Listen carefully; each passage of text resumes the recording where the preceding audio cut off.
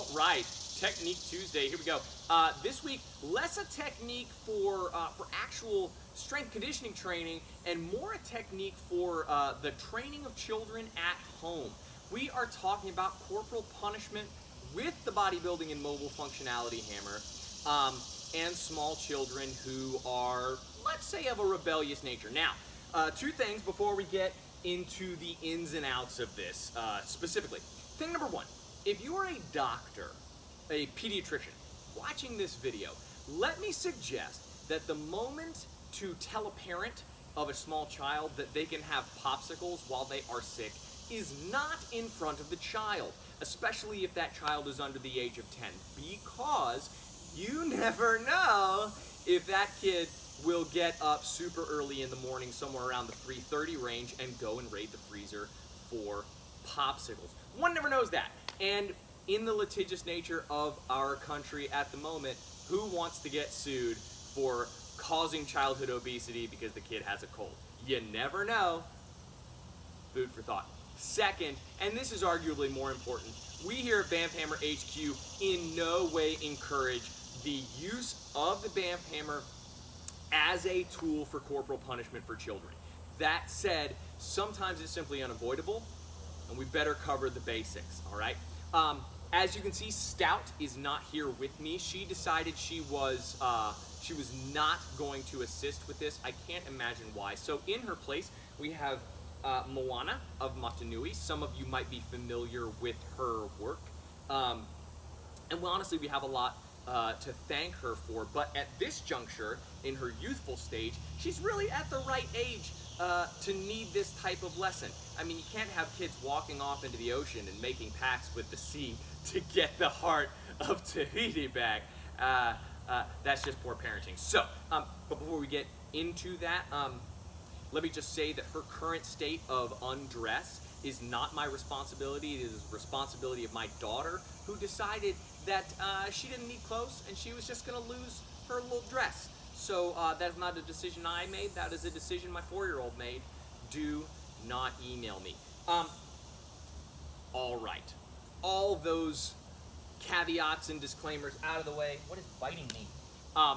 Let's get into the technique. Now, when you hold a Banff Hammer in your hand, you feel a lot of power. It's like hanging onto an infinity stone. You're just like, ah! Nerding out too much here. That said, when a child misbehaves, it's important to remember that this is a failure of parenting. This is not necessarily intentional. They're not doing something specifically to hurt you. The child just knows, person with a stethoscope said, popsicles, surely mom and dad want me to feel better. All right?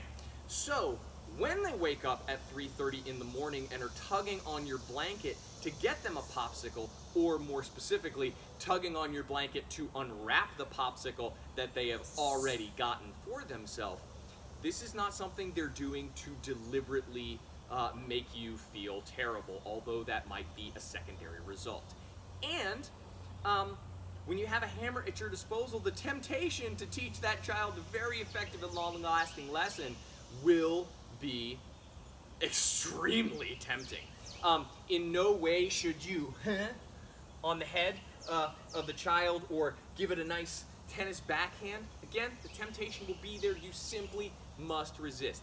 At most, using the flat of the hammer to swat the child on the behind might be an acceptable course of action. But as this demonstration will show, you might not be so inclined to accept the responsibility of taking that swat. So, here's the situation. Young Moana has come in. She's asked me to unwrap this popsicle that she's already taken for herself. It is 3:30 in the morning. I've been removed from a dream of varying quality. Might be a nightmare. This might be a relief, but who knows? And here's the temptation. Moana, no! Now, you see how far she flew? I mean, this is simply unacceptable. And when you take into account that the development of the skeleton in young children is variable, I mean, the wrists and the ankles don't fully calcify until 11, 12 years old. The kneecaps are still calcifying at the age of 4.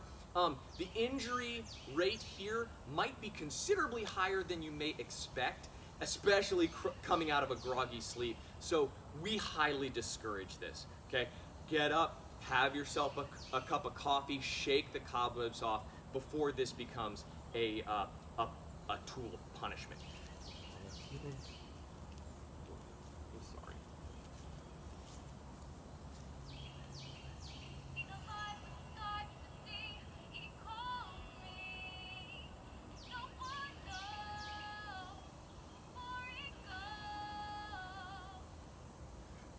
Moving on. A better option, a more useful option, may be to use the hammer to help the child understand how frustrated you are that they, A, have gotten a popsicle on their own, B, have gotten out of bed at 3:30 in the morning, C, have woken you up.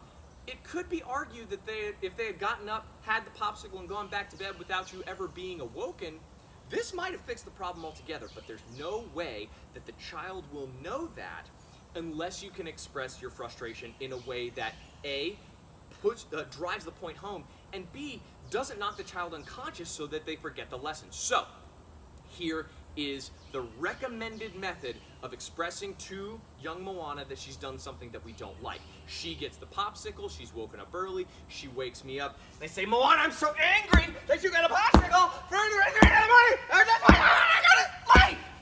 Ah! You see what we've done here? Moana is clearly aware of my level of frustration. She's seen the aggression that is coming out, but that aggression has not been pointed at her. The possibility exists that the aggression could be pointed at her. Now, you and I both know that we're not going to beat our children, but it might be useful that the child thinks that that's a possibility. So, we've used the hammer to get some aggression out. Oh, I feel a little bit better because I'm no longer as frustrated. Now we can turn to a better parenting moment and go, Moana, do you see how frustrated and angry it just made me that you got out of bed early and got that popsicle? I know the doctor said it's good for your throat at this juncture, but so is your cold medicine. We do not have popsicles until lunchtime. Now we've taken a useful training tool, we've layered onto it an understanding of where that aggression came from, and we haven't concussed the child. This is all great parenting, okay?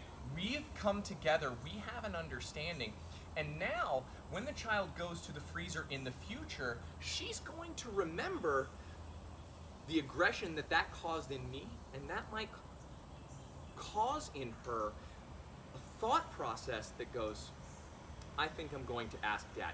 That's a true win. We've created some maturity, some self-awareness in the child. We've gotten our own aggression out, and we don't have to call Child Protective Services or CSI. These are all big wins. So take that as your Technique Tuesday for this week. I hope this makes you a better parent. I hope it draws you and your child closer together. But more so than anything, we all want our kids to be healthy. I hope your kid doesn't get a cold, and you don't require the practical application of this lesson. So, train yourself for the worst, but expect and hope for the best. Happy hammering.